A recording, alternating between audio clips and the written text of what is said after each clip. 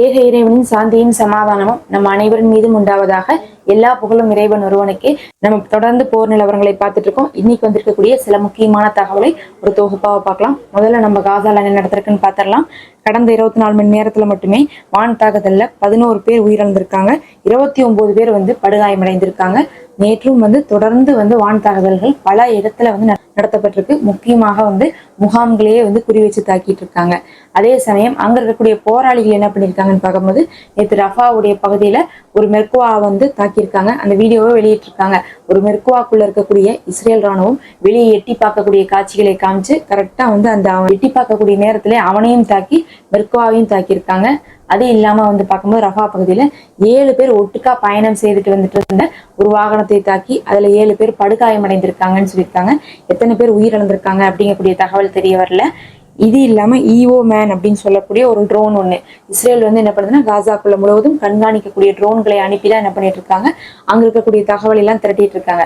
அந்த ட்ரோன் மேல பறந்துகிட்டே இருக்கும். அதை என்ன பண்ணுவாங்கன்னா, வேணுங்கிற பகுதிக்கெல்லாம் செலுத்தி அங்க நம்மளுடைய பிணை கைதிகள் இருக்காங்களா, இங்க கூட்டம் இருக்குதா, இங்க போராளிகள் இருக்காங்களான்னு சொல்லிட்டு இஸ்ரேல் ராணுவம் பார்த்துட்டு இருப்பாங்க. அப்படிப்பட்ட ஒரு கண்காணிப்பு ட்ரோனை என்ன பண்ணிருக்காங்க, நேற்று என்ன பண்ணிருக்காங்கன்னா தரையிறக்கி வச்சிருக்காங்க. அப்படியே கேப்சர் பண்ணி இறக்கி அதை டெமான்ஸ்ட்ரேட் பண்ணி ஒரு வீடியோவாகவே போட்டிருக்காங்க. இது இல்லாம தொடர்ந்து இஸ்ரேல் ராணுவத்துடைய ஆயுதங்களை எடுத்து இஸ்ரேல் ராணுவத்தை அடிச்சிட்டு இருக்காங்க. அங்க ஆயுத பற்றாக்குறைகள் இருந்தாலும் சரி, இஸ்ரேல் ராணுவத்துடைய ஆயுதங்களே பல விஷயங்கள் இவங்களுடைய கையில கிடைச்சிட்டே இருக்கு. ட்ரோன்கள், துப்பாக்கிகள், இன்னும் நிறைய விஷயங்கள். ஏவுகணை தாக்குதலை இவங்க பண்றது கூட 3ல 2 பகுதியில வெடிக்குது. ஒரு பகுதி வெடிக்காம தான் சும்மாதான் கீழே விழுந்துட்டு இருக்குன்னு சொல்லிட்டு 3ல ஒரு பகுதி அப்படிங்கிறது ஒரு பெரிய எண்ணிக்கை. அதனால அந்த வெடிகுண்டுகளை எல்லாம் எடுத்துட்டு போய் அதையெல்லாம் என்ன பண்றாங்கன்னா ரெடி பண்ணி மறுபடியும் இஸ்ரேலுக்கு எதிராகவே தாக்குதல் பண்ணிட்டு இருக்காங்க.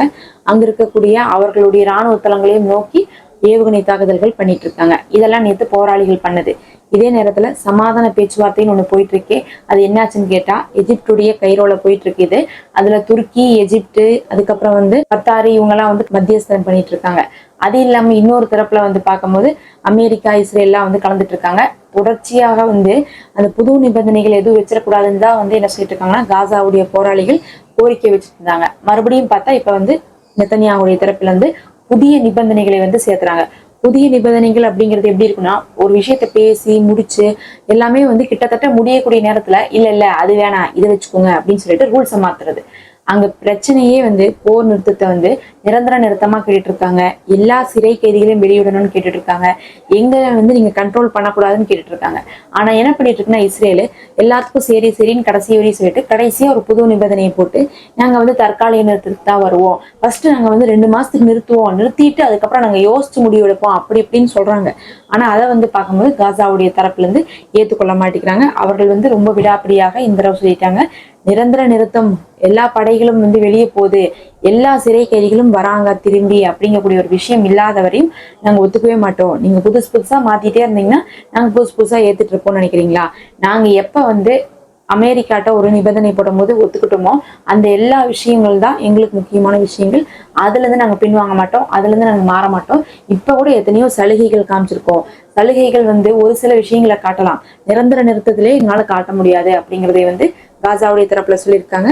தொடர்ந்து இஸ்ரேல்ல போராட்டம் நடக்கும்போதே என்ன சொல்றாங்கன்னா, நீங்க நிரந்தர நிறுத்தம் கொண்டு வாங்க, தயவு செஞ்சு அவங்களோட ஒப்பந்தத்துக்கு சம்மதிங்க, நம்ம பிணை கைதிகளை கொண்டு வாங்க, அதை விட்டுட்டு நீங்க என்ன பண்ணக்கூடாது, மாத்தி மறுபடியும் புதிய நிபந்தனைகள் போட்டு பிரச்சனை கொடுக்காதீங்கன்னு சொல்லிட்டு தான் எதிர்கட்சி தலைவரும் சரி, அங்க இருக்கக்கூடிய பொதுமக்களும் சரி தொடர்ந்து ஆர்ப்பாட்டம் பண்ணிட்டு இருக்காங்க. இப்படி இவங்க புது நிபந்தனைகள் போட்டுட்டு இருக்காங்க.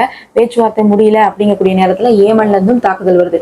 ஏமன் சொல்லிட்டாங்க, காசால நீங்க நிறுத்துற வரை நாங்க நிறுத்த மாட்டோம்னு சொல்லிட்டு தொடர்ச்சியாக ஏமன்ல இருந்து இந்த ஒரு வாரமா பல தாக்குதல் வந்துருச்சு. அதுலயும் ஏமன்ல இருந்து வரக்கூடிய தாக்குதல்லாம் சும்மா சாதாரண தாக்குதலாக இருக்காது. அப்படி வந்தா சுட்டு வீழ்த்திடுவாங்கன்னு தெரியும்.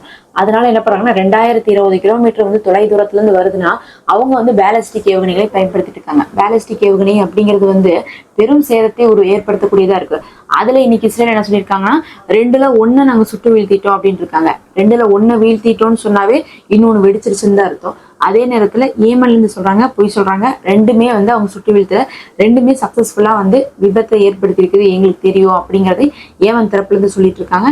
இப்ப இஸ்ரேல் என்ன பண்ணிட்டு இருக்காங்கன்னா, டெல் அவிவ்ல இருந்து நாங்க ஒரு பாகத்தை வந்து எடுத்திருக்கோம், ஒரு ஏவுகணை வந்து அந்த இடத்துல தான் விழுந்திருக்குது அப்படிங்கிறாங்க. ஆனா எவ்வளவு சேதமாயிருக்கு, எத்தனை பேர் உயிரிழந்திருக்காங்க அப்படிங்கக்கூடிய தகவலை அவர்கள் வெளியிடாம இருக்காங்க. தொடர்ந்து ஏமன்ல இருந்து பேலஸ்டிக் ஏவுகணைகளாக வந்து வீசிட்டு இருக்கிறதுனால கண்டிப்பா இது இஸ்ரேலுக்கு பெரும் தலையீடியாக வந்து அமைஞ்சிருக்கு. அங்க இருக்கக்கூடிய பொதுமக்களே ஏமனை கண்டு பயப்படக்கூடிய அளவுக்கு நிலைமை வந்திருக்கு. இதுல என்ன ஒரு கொடுமைனா 1 மில்லியன் பீப்புள் பயந்து ஓடி இருக்காங்க. எங்க இருந்துன்னா டெல் அவிவ்ல இருந்து. அதுதான் ரொம்ப முக்கியம்.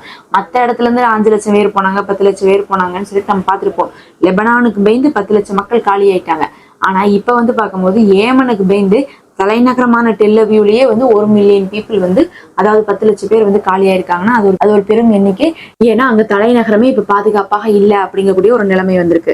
ஆனா அதை பத்தி வந்து இஸ்ரேல் ராணுவம் அவங்களுடைய ஊடகத்துல எந்த ஒரு செய்தியும் போடுறதே கிடையாது. இதை ஏமனே சொல்லியிருக்காங்க, எங்களுக்கு பயந்து 1 மில்லியன் பீப்புள் வந்து டெல் அவிவ்ல இருந்து காலியாகி போயிருக்காங்க, அதை இன்னும் இஸ்ரேல் தெரிவிக்காம இருக்கிறாங்கன்ட்டு. அப்படி நம்ம அங்கிருந்து சிரியாவுக்கு போயிடலாம். சிரியாவுடைய நிலைமையை பொறுத்த அளவுக்கு இப்ப துருக்கி என்ன பண்ணிட்டு இருக்காங்கன்னா, சிரியாவை கண்ட்ரோல் பண்றதுக்கான எல்லா வேலையிலுமே ஈடுபட்டு இருக்காங்க. ஃபர்ஸ்ட் அமெரிக்கா என்ன பண்ணாங்கன்னா துருக்கிட்ட பேசினாங்க. நேத்து கூட அமெரிக்காவுடைய லாயர் டெஸ்டின் வந்து பேசிட்டு இருந்தாரு. என்ன பேசினாருன்னா, நீங்க வந்து என்ன பண்ணுங்க, குர்தீஸை வந்து அட்டாக் பண்ணாதீங்க, ஒரு சமாதானத்துக்குள்ள போங்கன்னு சொல்லிட்டு இருந்தாங்க. இருந்தாலும் வந்து துருக்கி சமாதானத்துக்குள்ள போனதெல்லாம் வந்து ரத்து செஞ்சுட்டு வந்துட்டாங்க. ஏற்கனவே போன வாரமே சமாதான பேச்சுவார்த்தைக்குள்ள போனாங்க, அதுக்கப்புறம் அதை வந்து கேன்சல் பண்ணிட்டாங்க. இப்ப மறுபடியும் வந்து நேத்து பேசிட்டு வந்திருக்காங்க, அப்பவும் அதை கேன்சல் பண்ணிட்டு இன்னைக்கு மறுபடியும் அறிவிப்பு கொடுத்திருக்கு துருக்கி.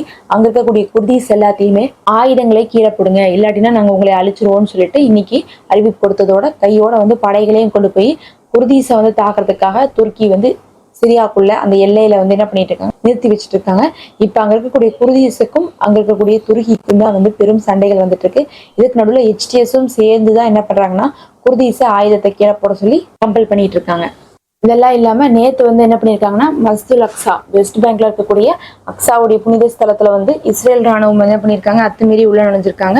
அதுலயும் அங்க இருக்கக்கூடிய யூதர்கள் எல்லாம் உள்ளக்குள்ள கூட்டிட்டு போய் அவங்க வந்து டெர்மெட்டிக் அப்படின்னு சொல்லக்கூடிய அவங்களுடைய மத வழிபாடெல்லாம் வந்து என்ன பண்ணிருக்காங்கன்னா, இஸ்லாமியர்கள் தொழுகக்கூடிய இடத்துல பண்ணிருக்காங்க.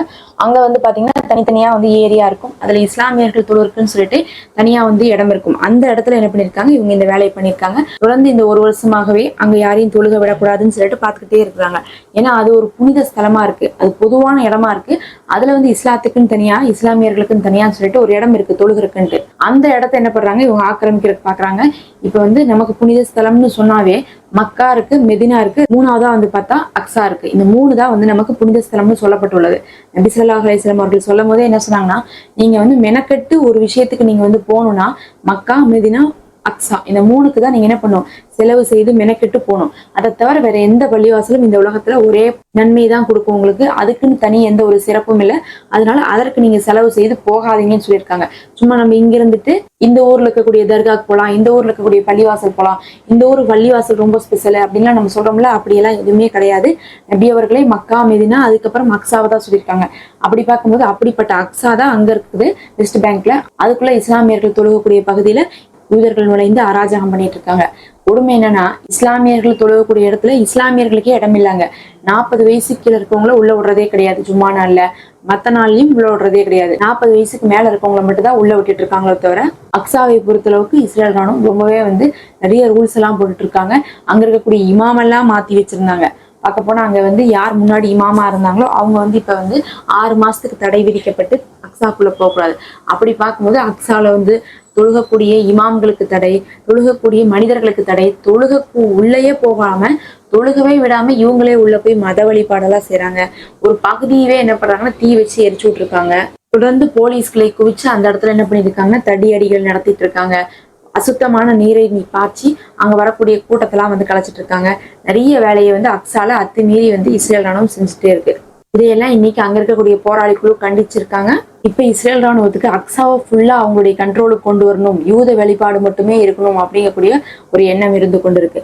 இதெல்லாம் தான் அங்கிருந்து வந்த முக்கியமான செய்திகள். நம்ம அடுத்த ஒரு காணொலியில சந்திப்போம். தொடர்ந்து இணைந்திருங்கள்.